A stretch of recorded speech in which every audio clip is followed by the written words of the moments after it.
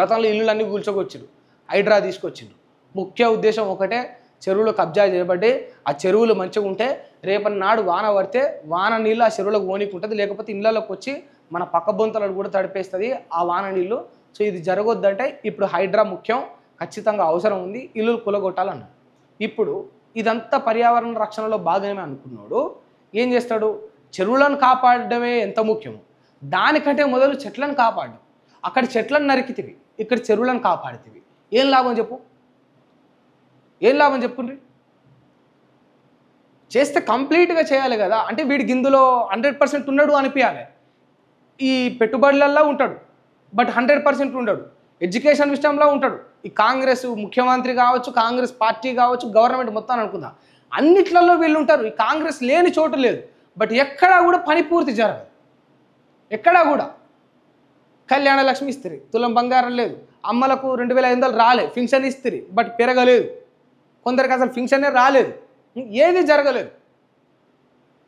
Auto అన్నలను ఆదుకోలేదు, ఆ బస్సులు పెంచిరు, ఉచిత బస్సు పెట్టిరు కానీ బస్సుల సంఖ్య పెంచలేదు, ఏమీ చేయలేదు.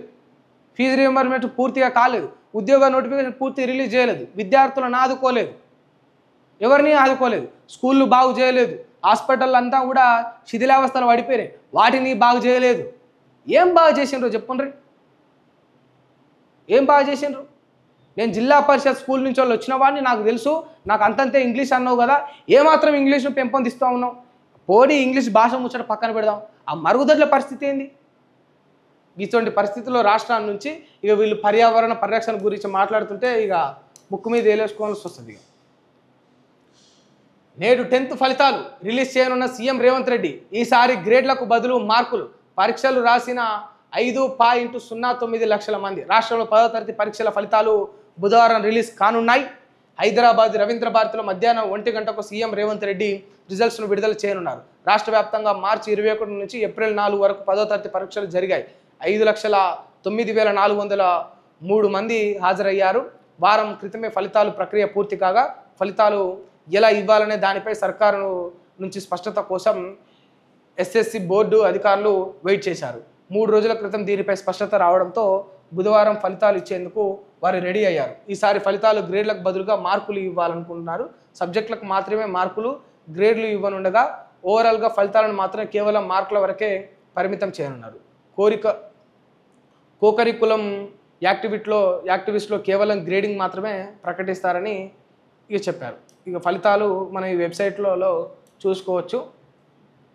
ఏముంటుంది అంటే మార్పులు చేయాలి, ఇక గ్రేడ్లలో చేస్తావా? నేను గిదే చెప్తున్నా కదా, చిన్న చిన్న మార్పుల విషయంలో అంటే అన్వాంటెడ్ థింగ్స్ మీద ఎక్కువ కాన్సన్ట్రేషన్ చేస్తూ ఉన్నాడు. గ్రేడ్లలో ఇచ్చిన మార్కులలో ఇచ్చిన పెద్దగా ఏమనిపించదు. ఒక మాట, గ్రేడ్లు ఏముంది, మార్కులు ఏముంది, టీఎస్ ఏముంది, టీజే ఏముంది, బ్రతుకులు మార్చండి అని నేను చేతులు ఎత్తి మొక్కి మరి 100 సార్లు చెప్తా ఉన్నా. అంటే కార్పొరేట్ పనులు చేయకుండ్రి, కార్పొరేటర్ల పనులు చేయకుండ్రి, కార్పొరేటర్ల పనులు, వార్డు మెంబర్ల పనులు వాళ్ళే చేయాలి. అర్థమైందా? ఇది గుర్తుపెట్టుకోండి.